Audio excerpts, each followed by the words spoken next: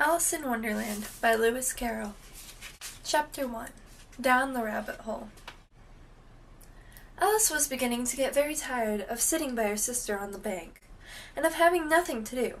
Once or twice she had peeped into the book her sister was reading, but it had no pictures or conversations in it. "And what is the use of a book," thought Alice, "without pictures or conversations?"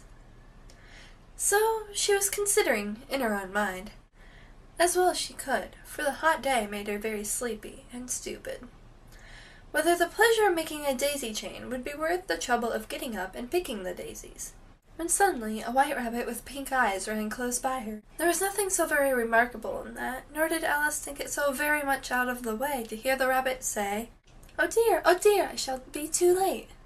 When she thought it over afterwards, it occurred to her that she ought to have wondered this, but at the time it all seemed quite natural. But when the rabbit actually took a watch out of its waistcoat pocket and looked at it, and then hurried on, Alice started to her feet, for it flashed across her mind that she had never before seen a rabbit with either a waistcoat pocket or a watch to take out of it, and burning with curiosity, she ran across the field after it, and was just in time to see it pop down a large rabbit hole under the hedge. In another moment Alice went down after it, never once considering how in the world she was to get out again. The rabbit hole went straight on like a tunnel for some way, and then suddenly dipped down, so suddenly that Alice had not a moment to think about stopping herself before she found herself falling down what seemed to be a very deep well.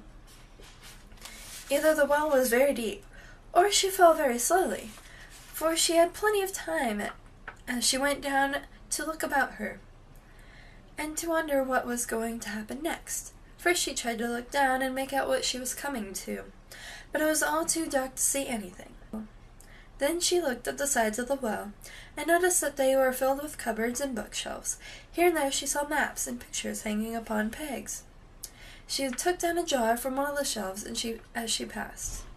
It was labeled Orange Marmalade, but to her great disappointment it was empty. She did not like to drop the jar, for fear of killing somebody underneath, so managed to put it into one of the cupboards as she fell past. "Well," thought Alice to herself, "after such a fall as this, I shall think nothing of tumbling downstairs. How brave they'll think of me at home.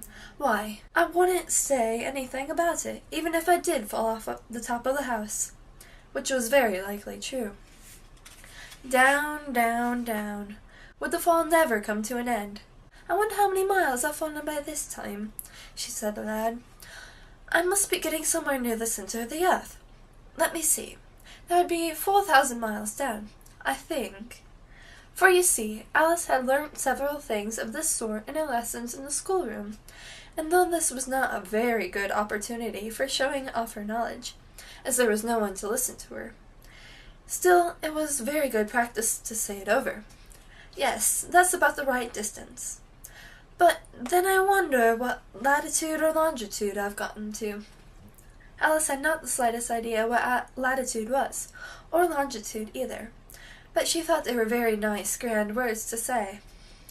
Presently she began again. "I wonder if I shall fall right through the earth. How funny it will seem to come out among antipathies. I think—" She was rather glad there was no one listening, for this time it didn't sound at all the right word. "But I shall have to ask them what the name of the country is, you know. Please, ma'am, is this New Zealand or Austria?"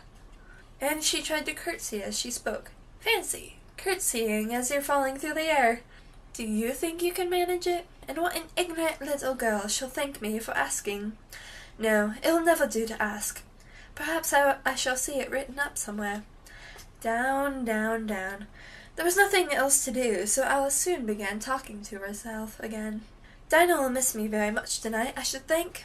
Dinah was the cat. "I hope they'll remember her saucer of milk at tea time. Dinah, my dear, I wish you were down here with me.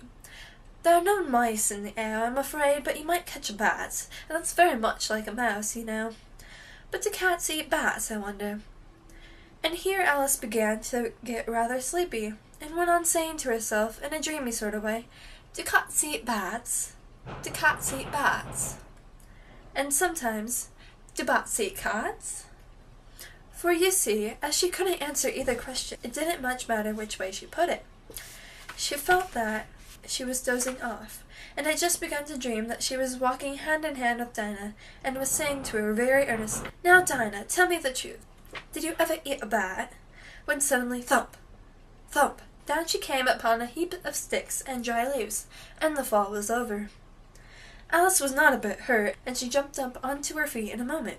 She looked up, but it was all dark overhead. Before her was another long passage, and the White Rabbit was still in sight, hurrying down it. There was not a moment to be lost. Away went Alice like the wind, and was just in time to hear it say, as it turned a corner, "Oh, my ears and whiskers, how late it's getting!"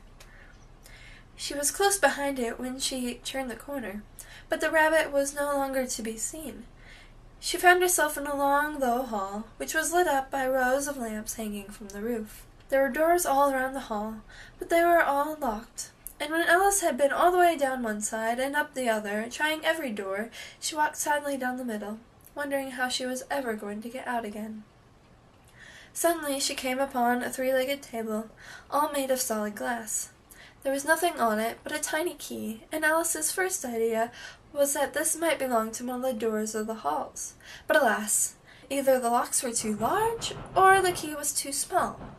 But at any rate, it would not open any of them. However, on the second time round, she came upon a low curtain she had not noticed before, and behind it was a little door about 15 inches high. She tried the little golden key in the lock, and to her delight it fitted. Alice opened the door and found that it led into a small passage, not much larger than a rat hole.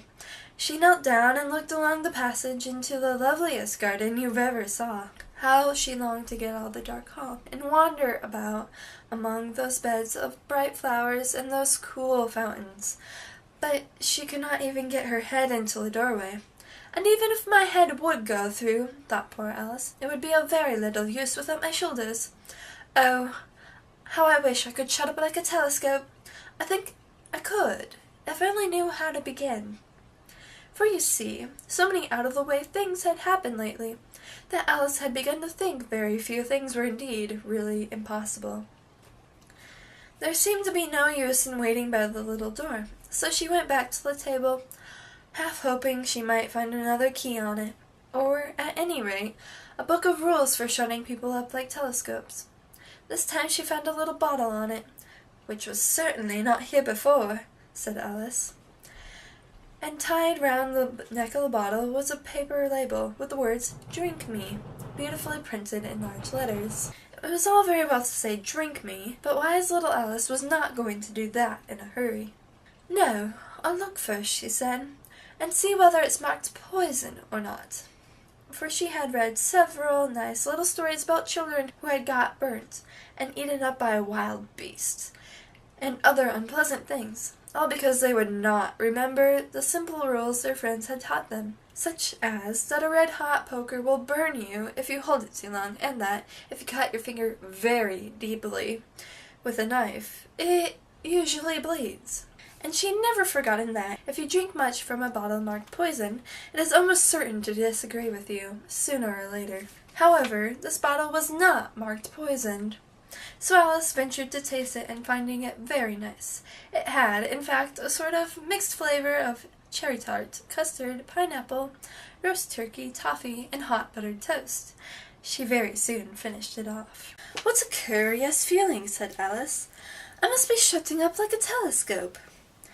And so it was indeed. She was now only 10 inches high, and her face brightened up at the thought that she was now the right size for going through the little door into that lovely garden. First, however, she waited for a few minutes to see if she was going to shrink any further. She felt a little nervous about this. "For it might end, you know," said Alice to herself, "and my going out altogether, like a candle. I wonder what I should be like then." And she tried to fancy what the flame of a candle looks like after the candle is blown out, for she could not remember ever having seen such a thing. After a while, finding that nothing more happened, she decided on going into the garden at once.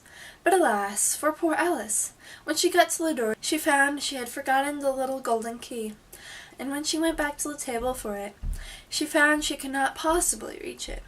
She could see it quite plainly through the glass, and she tried her best to climb up one of the legs of the table, but it was too slippery, and when she had tired herself out with trying, the poor little thing sat down and cried. "Come, there's no use in crying like that," said Alice to herself rather sharply. "I advise you to leave off this minute." She generally gave herself very good advice, though she seldom followed it. And sometimes she scolded herself so severely as to bring tears into her eyes. And once she remembered trying to box her own ears for having cheated herself in a game of croquet she was playing against herself. For this curious child was very fond of pretending to be two people. "But it's no use now," thought poor Alice, "to pretend to be two people. Why, there's hardly enough left of me to make one respectable person." Soon her eye fell on a little glass box that was lying under the table. She opened it, and found in it a very small cake, on which the words "Eat me" were beautifully marked in currants. "Well, I'll eat it," said Alice, "and if it makes me grow larger, I can reach the key, and if it makes me grow smaller, I can creep under the door. So, either way I'll get into the garden, and I don't care which happens." She ate a little bit, and said anxiously to herself, "Which way? Which way?" holding her hand on top of her head to feel which way it was growing, and she was quite surprised to find that she remained the same size. To be sure, this is what generally happens when one eats cake. But Alice had got so much into the way of expecting nothing but out-of-the-way things to happen, that it seemed quite dull and stupid for life to go on in the common way. So she set to work, and very soon finished off the cake. Hey guys, I hope you enjoyed my reading of the first chapter of Alice's Adventures in Wonderland. Hopefully I can post a new chapter once or twice every week. I would love for you to suggest books that I should read. I hope to make this a thing, and I hope that reading books on the internet isn't that boring. Why I am reading Alice in Wonderland on the internet, it is because I do this thing called speech. And in speech, or at least last year in speech, I read Popsy by Stephen King in the category of prose, which is basically where I have a sheet of paper with a story printed on it, and then I read it, and people hopefully enjoy it. This year I'm really hoping to make it to at least state, and so I'm trying to practice by reading a book, in this case Alice in Wonderland, and putting it on YouTube. So, awesome stuff. Catch you later.